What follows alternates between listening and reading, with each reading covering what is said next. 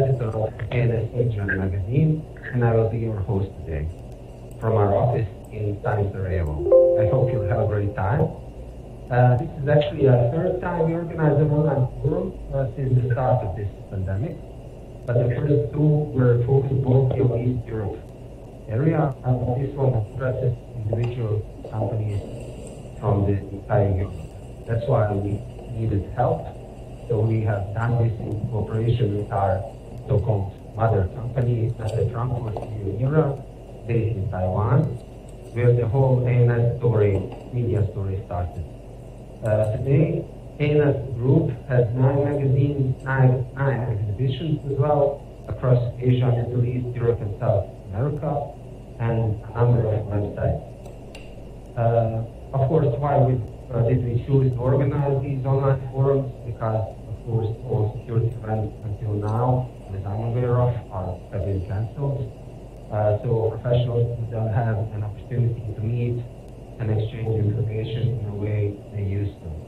So we try to help companies to overcome these challenges. The topic of today's event is the new concept for the new age.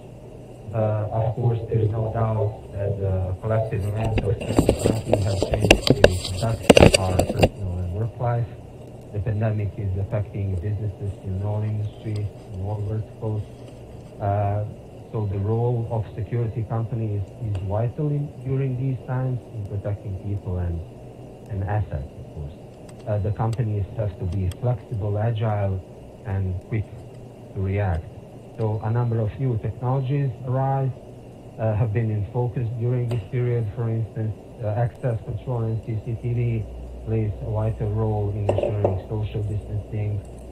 Cameras with thermal imaging have been used to identify people who have a high temperature, which is a symptom of Covid19, etc. So we will try to determine the top challenges in 2020. What are the biggest changes that will impact our businesses, and how companies use technology to ensure safety and security for employees and clients and other people. Just a minute to walk through the agenda. The first speaker will be Isreael Gogol from Asmacom, or from our Messe Frankfurt New Era company. He will talk about COVID-19 as a catalyst for the security industry. After that, Carol Narojik from Seagate will talk about technologies built for a connected world. After a break, around 12 o'clock, a crew from Bosch, Daniel Jerkovic and Tiberi Nikolai, will talk about shaping the new normal with Bosch security systems. And after that, David Hughes and Denis Dunay will introduce Asa Abloh in CEDO, which is an access control for business environments. And the last lecture will be by Jacek Wedlarz from Dachla about how a fraction of micrometer can impact a multi-billion-dollar industry almost overnight. After the third break, we will have a panel discussions. I will prepare questions during this event, and we will use ones from our viewers. Of course, all of this wouldn't be possible without our sponsors, Asa Abloh, Bosch, Dachla, Seagate. All of them are, of course, long-term companies, extremely valuable and indispensable all of these years, especially during these times. So I would like to present our first speaker, who is Isreael Gogol. He actually manages an international department at Messe Frankfurt New Era in Taiwan. He is actually in charge of helping international companies get access to one of the 4 security trade shows in Asia, in Taiwan, Vietnam, Thailand, and India, and help them to reach out to their clients through dedicated websites and trade magazines. Obviously, he was an editor to our ANS Asia, actually part of the editorial team in ANS International and ANS Asia magazine. So, Isreael, please take the microphone. Thank you, Daniel. So I'll just share my screen and We can start. Screen is shared.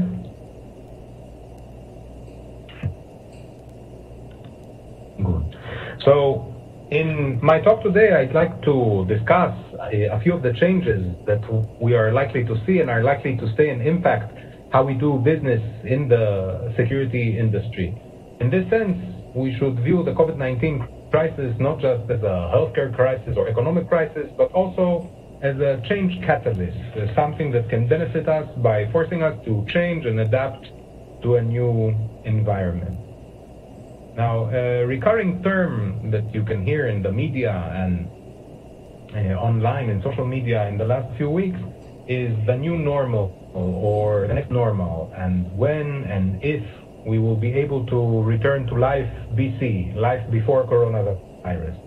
I think that in the long run, the answer is yes. We will be able to return to life as we used to know it. However, this pandemic will for sure change some of our behaviors and business practices.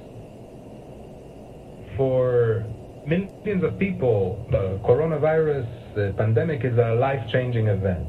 Even if you are healthy and you are untouched by the virus, the changes and the disruptions it caused to the world and the world economy have a deep impact, not only on people's lives, but also on their livelihood, how they make money and their future work. I think it is possible to think of the corona crisis as a war without guns.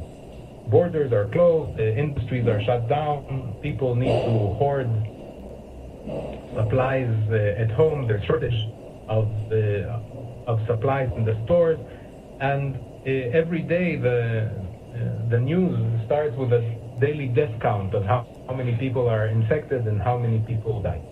It is a chain reaction, especially in the economic, not just in the contagion and how the disease spreads, but also in the economic sense, where each business that goes down takes other businesses with it. For example, a border closure means no flights, so the aviation industry suffers. No flights mean no tourists. No tourists, then the hotels suffer, and then the laundry that washes the sheets and the towels suffer, and the logistic company that takes the sheets and the towels from the laundry to the hotel suffer. And any business that closes down takes with it another 5, 6, 10, 15 other businesses. So this crisis is like no other. It is a simultaneous crisis on both the supply side and the demand side.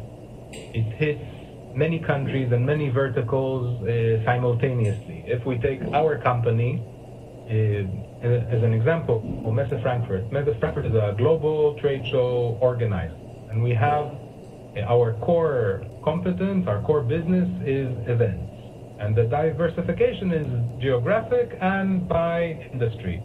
And the thought behind it is that if 1 year in Europe business is slow, then business in China will be good and will be able to compensate. Or if, let's say, the automotive industry is slow, then consumer goods will work well and will be able to compensate. But right now, due to the coronavirus pandemic, everything all around the world and all the verticals came to a standstill.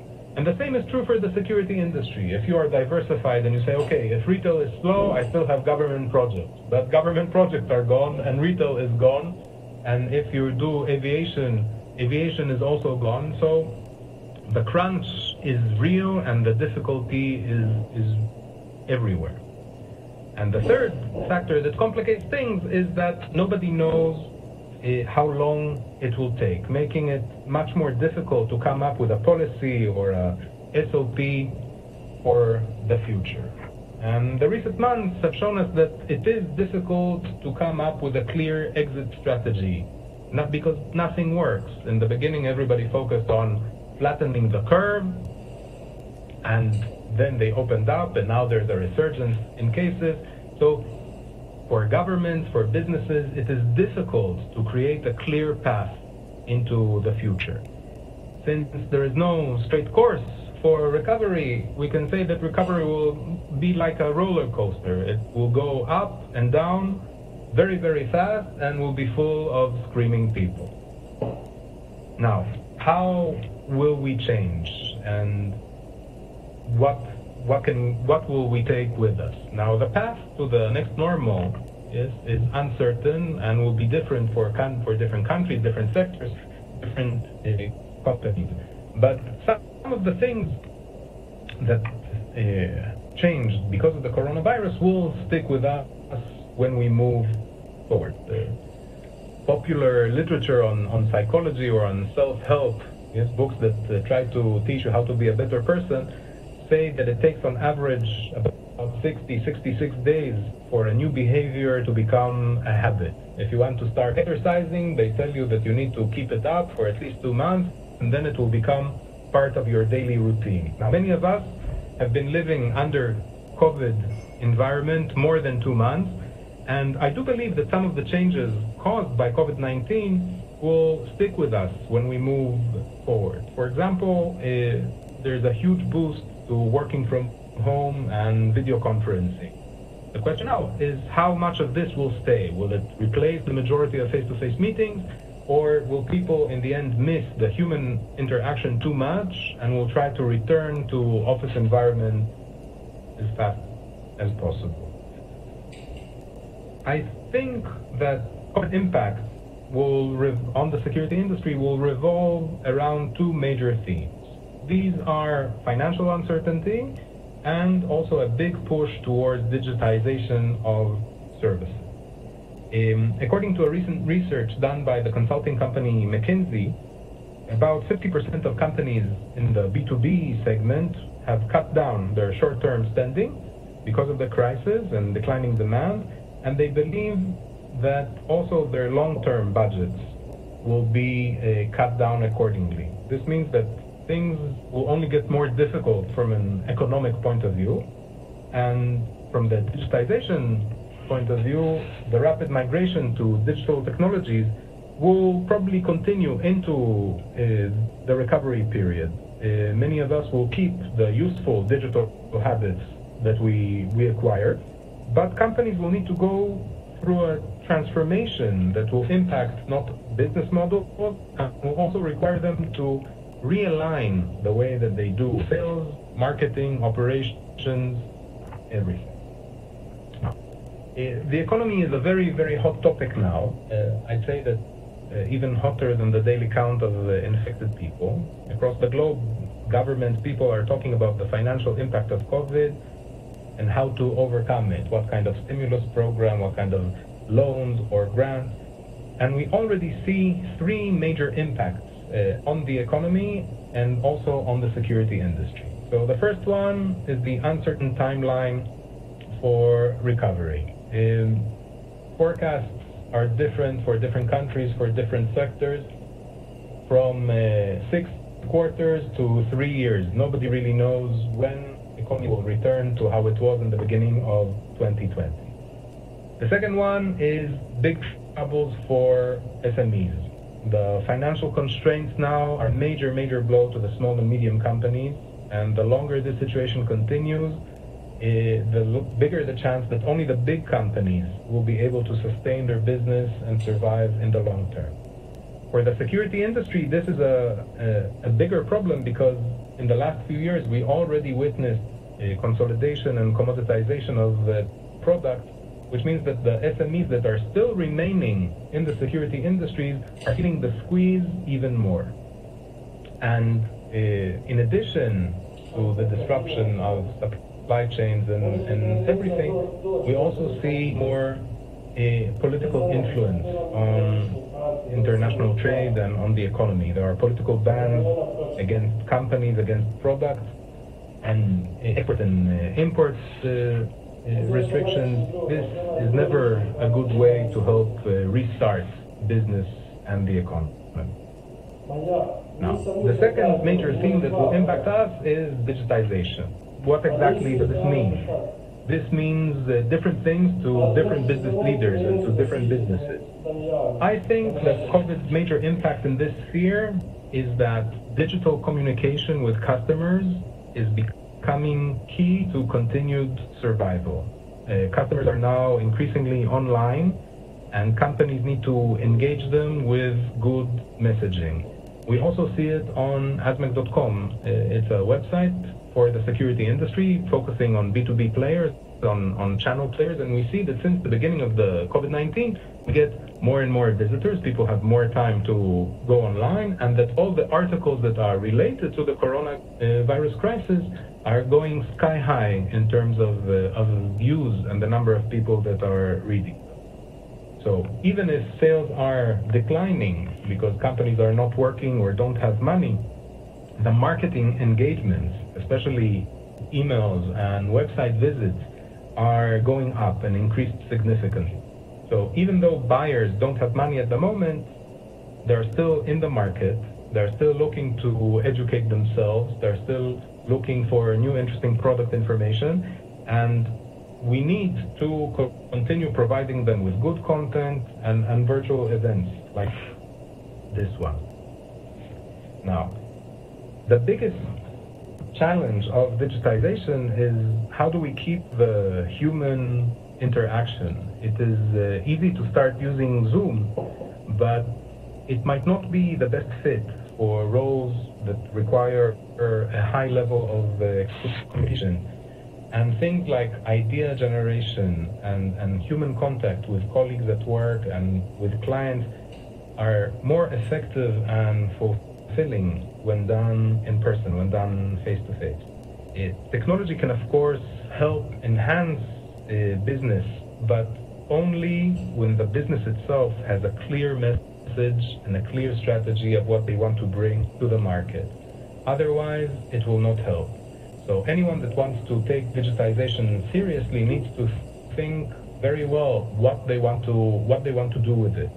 If we take online learning as an analogy, as an example, good technology can improve good teaching immensely, but even great technology can't replace bad teaching.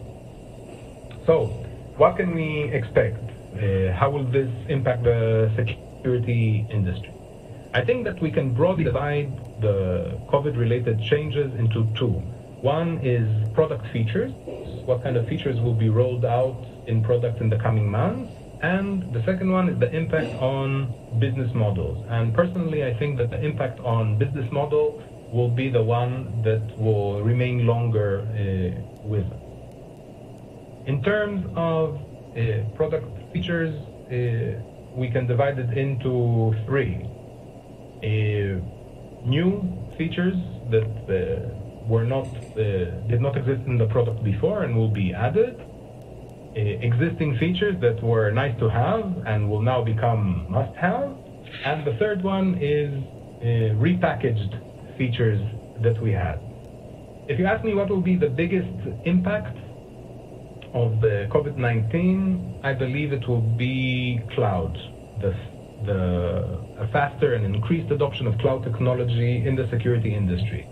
I think that the lockdown and the limited travel highlighted the benefits of cloud systems, the ability to control and monitor systems from off-premises and to, for example, deploy updates across the system all at once without having to do service calls to many different sites is something that now is more evident and will be more in demand as we go into the future.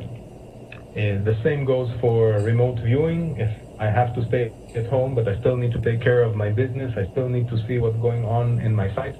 Another feature that was already existing, but now will become a must-have and not a nice-to-have. Contactless.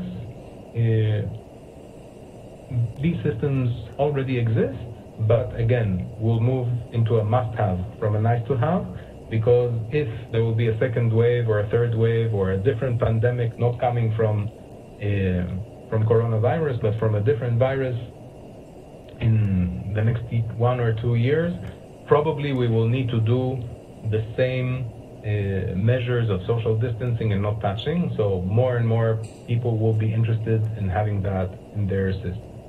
And the last one is repackaged features. Many of the features that are now being promoted as helping deal with the coronavirus already existed before. For example, access control system had an audit trail. You could look up in the system which user opened which doors, where did they go, who did they meet with. And now with some tweaking and repackaging, it's given a name like contact tracing, and you can tell your clients you are now coronavirus ready. If somebody is infected, you can track them. So for buyers, they need to see if they already have the feature in their system. They just need to find a new way to use it, or really evaluate whether these new corona features are really helpful and what they need.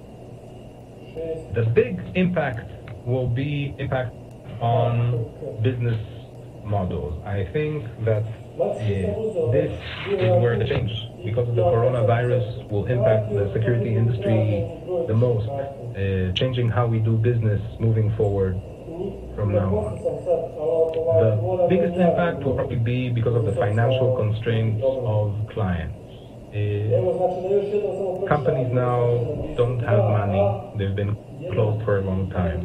There are less and less projects, and the competition to get new deals and to service people will become tougher. I think that from the buyer side, we will see a shift towards an OPEX model where companies focus on operating expenses and will have less money to devote to capital investment.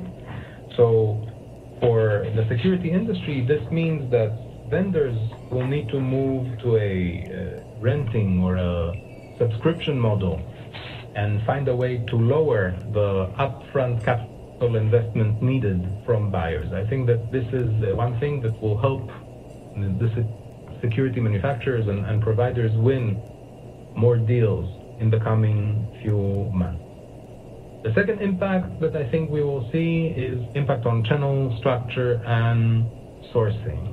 Over the last 40 years, manufacturing moved to Asia because of lower labor costs in Asia, and also because travel costs and advancement in communication became cheaper and made it possible to outsource coding to India or manufacturing to China.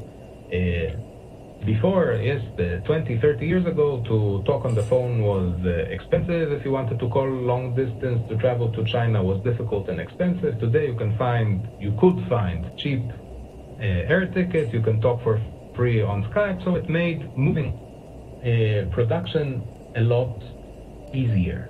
But now we see that there is a huge interruption of the supply chains, and this will lead the countries and also companies to reduce their reliance on this international connectedness to manufacturing in Asia. So I think that we will see an increase in local sourcing and local manufacturing in countries in Europe and in EMEA, closer to the buyer. So in case there is another lockdown, the companies will still be able to deliver goods to the buyers. And if before we mentioned that there will be a big financial impact on SMEs, I think that this is a ray of light. If previously European SMEs could not compete with cheap Asian manufacturing, now, since they are closer to the market and they are not as affected by lockdowns, they could have a chance of using this niche for a renewed success. And the third one, which we mentioned previously, increased digital presence. Now, digitalization doesn't mean only having a website. Companies will have to reimagine the customer journey and start relying more on digital platforms to educate the client. Now, these can be your own company website, or you come to an industry website like ANS Adria or asmec.com, but digital presence is now becoming a must. And since we all see that now people cannot travel, are working from home, it means that sales interactions are also becoming more and more digital and starting to replace the traditional sales interaction. So companies also need to think how they introduce their product, how do they collect leads, how do they manage the leads during the sales process, how do they do product demos, How do they do training? And many other activities that are usually done face-to-face will now need to be done online. So my suggestion for companies that are starting to think how to successfully do this digitization is to focus, first of all, on education for successful results, because we see, like, based on what our readers are reading and looking for, that this is what the security channel players are looking for the most now. Not so much the purely promotional materials, but the educational content that can help them do their business. So, to summarize, the security industry will not disappear as a result of COVID-19. There will always be a demand for security and life safety products. And if anything, the recent developments have shown that manufacturers are agile and quick to respond to the new requirements and the new circumstances. I'm even sure that many thermal camera manufacturers are enjoying the recent boom in demand, but moving into the future, we need to plan how we change the way that we do business, and not all changes might be bad. So those are my thoughts, and I enjoyed sharing them with you. I will be happy to stay in touch with anyone who found this talk interesting, and invite our website and subscribe to our newsletter. It goes out to 24,000 security industry subscribers. And my personal email is at the bottom of the slide. I'm always happy to meet new people and discuss. And thank you. And I am returning the stage back to Damiel.